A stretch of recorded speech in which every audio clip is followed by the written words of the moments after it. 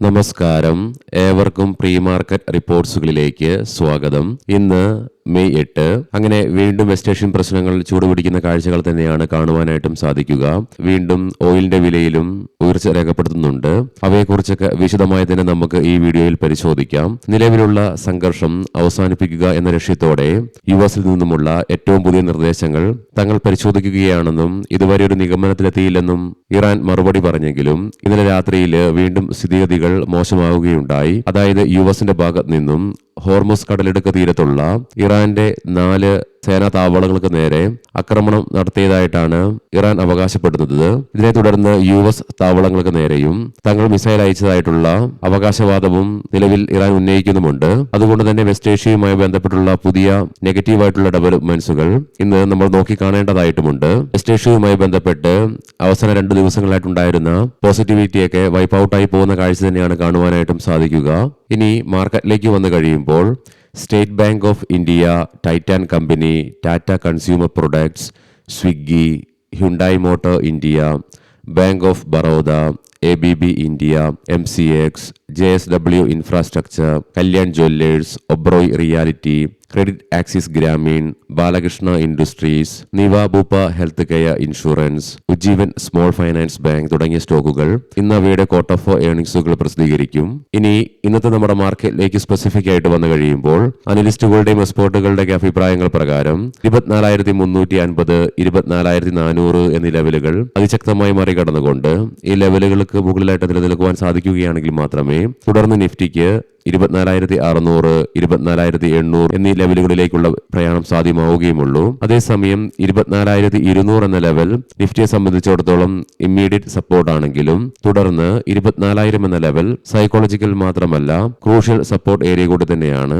ആയതിനാൽ തന്നെ ഈ ലെവൽ നിഫ്റ്റി ബ്രേക്ക് ചെയ്തു കഴിഞ്ഞാൽ ഒരുപക്ഷെ സെല്ലിംഗ് പ്രഷറും വർദ്ധിക്കുവാനിടയുണ്ട്. പ്രത്യേകം ശ്രദ്ധിക്കുക, ഇത് ട്രേഡ് റെക്കമെൻഡേഷൻ അല്ല, അനലിസ്റ്റുകളുടെയും എക്സ്പേർട്ടുകളുടെയും അഭിപ്രായങ്ങൾ മാത്രമാണ്. എഡ്യൂക്കേഷൻ പേർപ്പസിന് വേണ്ടിയിട്ടാണ് ഈ ലെവലുകൾ വിശദീകരിക്കുകയും ചെയ്തത്.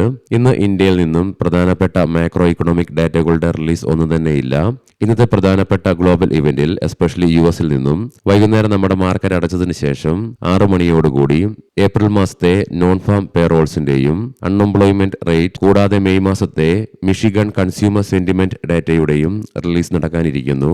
ഇന്നലെ ഇന്ത്യൻ മാർക്കറ്റിന് കൺസോളിഡേഷന് ശേഷം ഫ്ലാറ്റ് ആയിട്ട് നെഗറ്റീവ് സെന്റിമെന്റ്സോടുകൂടി വ്യാപാരം അവസാനിപ്പിക്കേണ്ടി വന്നെങ്കിലും വിദേശ ധനകാര്യ സ്ഥാപനങ്ങൾ ഇന്നലെ ഇന്ത്യൻ ക്യാഷ് മാർക്കറ്റിൽ മിനിഞ്ഞാന്നത്തെ ശക്തമായ സെല്ലിംഗിന് ശേഷം ആകെ 340.89 കോടി രൂപയ്ക്ക് മാത്രമേ സെല്ലിംഗ് തുടരുകയുണ്ടായുള്ളൂ.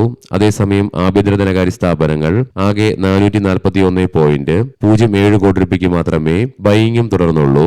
ലീഡിംഗ് ആയ ADR സ്റ്റോക്സിൽ ആക്സിസ് ബാങ്ക് ADRന് 0.5%, HDFC ബാങ്ക് ADRന് നേരിയ നേട്ടത്തോടുകൂടിയും വ്യാപാരം അവസാനിപ്പിക്കുവാനായപ്പോൾ ഡോക്ടർ റെഡ്ഡീസിന് 0.5%, ICIC ബാങ്ക് ADRന് ഫ്ലാറ്റ് ആയിട്ടാണെങ്കിലും നെഗറ്റീവ് സെന്റിമെന്റ്സോടുകൂടി വ്യാപാരം അവസാനിപ്പിക്കേണ്ടി വന്നപ്പോൾ ഇൻഫോസിസിന് 0.5%, വിപ്രോ ADRന് 1%ന്റെയും ഇടിവും നേരിടേണ്ടതായിട്ട് വന്നു.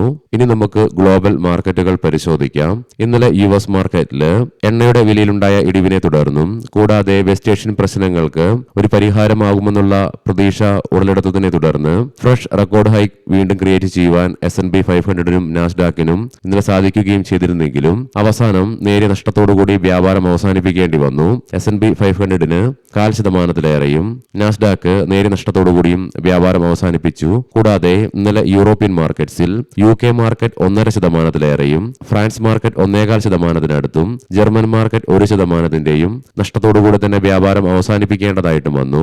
നിലവിലെ ഗിഫ്റ്റ് നിഫ്റ്റിയുടെ ഇൻഡിക്കേഷൻ പ്രകാരം ഗ്യാപ് ഡൗൺ ഓപ്പണിംഗ് ആണ് ഇന്ന് നമ്മുടെ മാർക്കറ്റിൽ എക്സ്പെക്ട് ചെയ്യുവാനായിട്ടും സാധിക്കുക.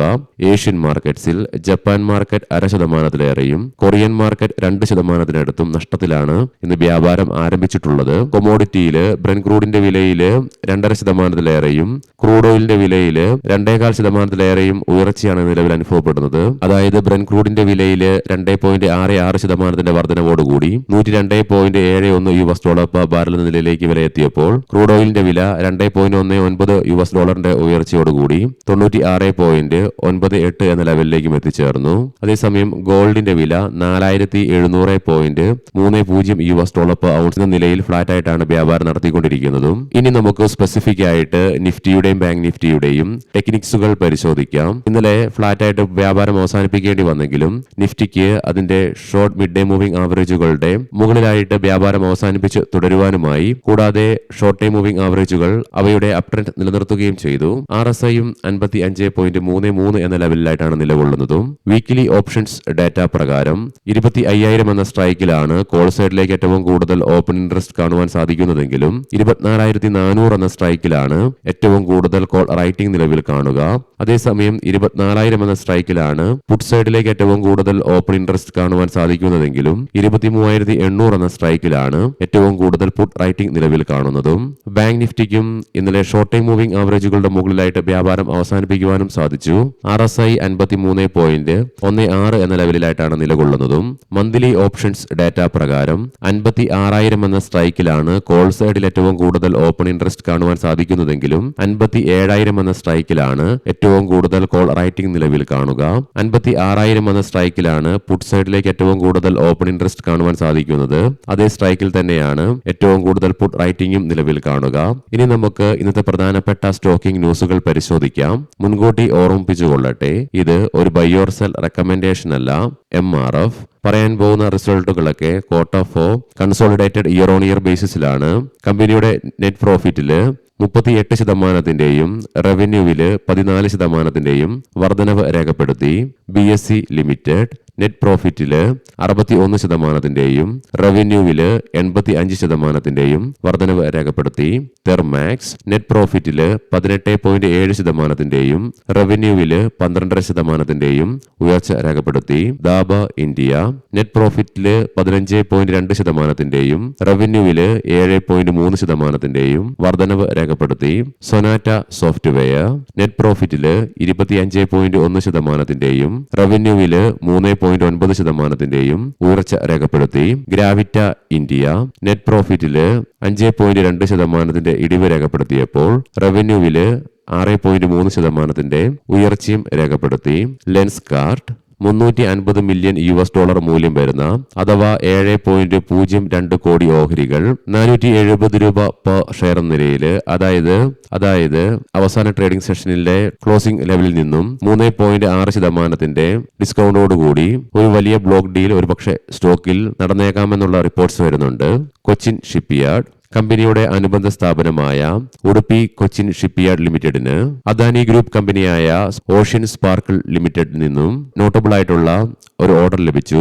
South Indian bank Kotak Mahindra ബാങ്കിന് സൗത്ത് ഇന്ത്യൻ ബാങ്കിലെ 9.99% വരെ ഓഹരികൾ ഏറ്റെടുക്കുവാനായിട്ട് റിസർവ് ബാങ്ക് ഓഫ് ഇന്ത്യ അനുമതി നൽകി. ഏവർക്കും നല്ലൊരു ട്രേഡിംഗ് ദിനം ആശംസിക്കുന്നു. വൈകുന്നേരം പോസ്റ്റ് മാർക്കറ്റ് റിപ്പോർട്ട്സുമായി കണ്ടുമുട്ടാം. നന്ദി, നമസ്കാരം.